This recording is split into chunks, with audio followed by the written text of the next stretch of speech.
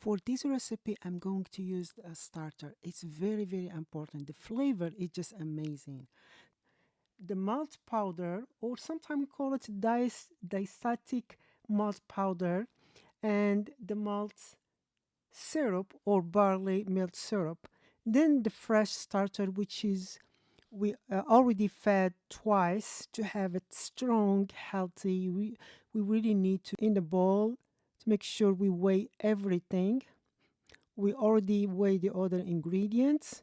We add the syrup, which we already um, mix it with a little bit of water. Bread flour is the best flour for this recipe. And like I said before, I use the King Arthur brand. Just mixing the dry ingredient with the liquid, and that's enough. And you're going to see me, I'll be using a mixer, but this is just to mix them. I'm not kneading. Please keep that in mind because this we're going to try to stretch it and fold it and put it in the container, put a lid on the top of it and leave it between 15 minutes to 1 hour at room temperature. And then stretch it, and when I say stretch, you stretch the side and you fold it on itself.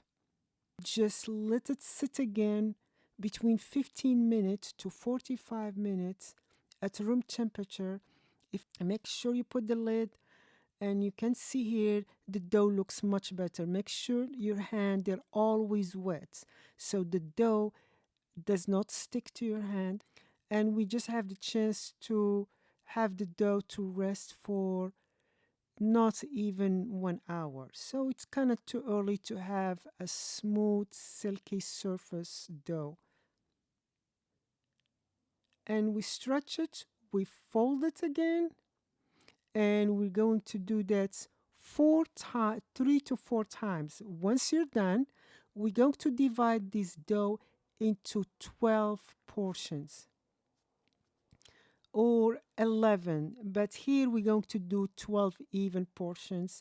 It looks like we're going to have perfectly 12 portion, and each portion will weigh around 130 grams. You can stop here and wait until the dough is resting a little bit, but here I'm continuing. I just want to make sure I have 130 for each one of them. And you can tell the container is all wet. I took that container and I washed it nicely so nothing is sticking.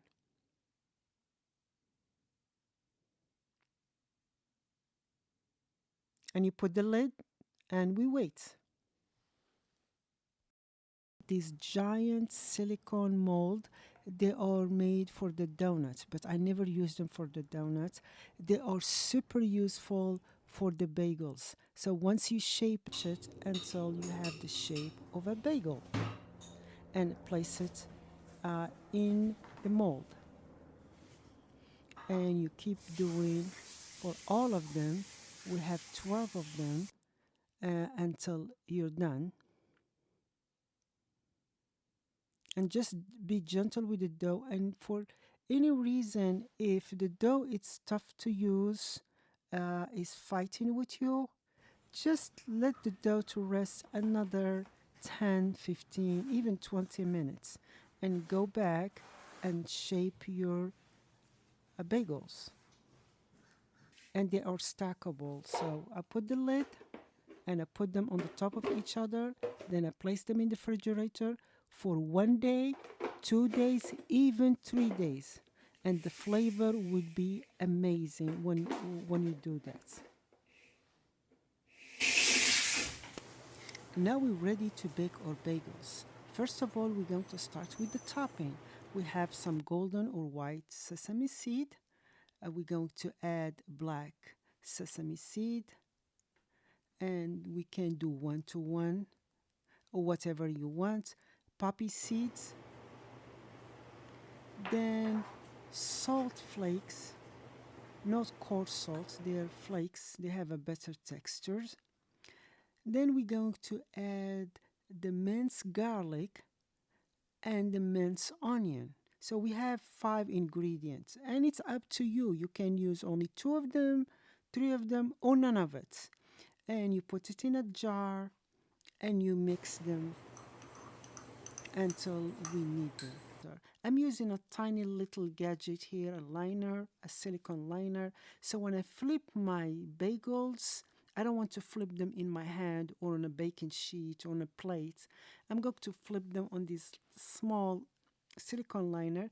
You can use a parchment paper, so it's easy to move from one place to another. And we wait until the water is really boiling, then we place our donuts. Here I have space enough for 3 bagels, sorry, not donuts, bagels.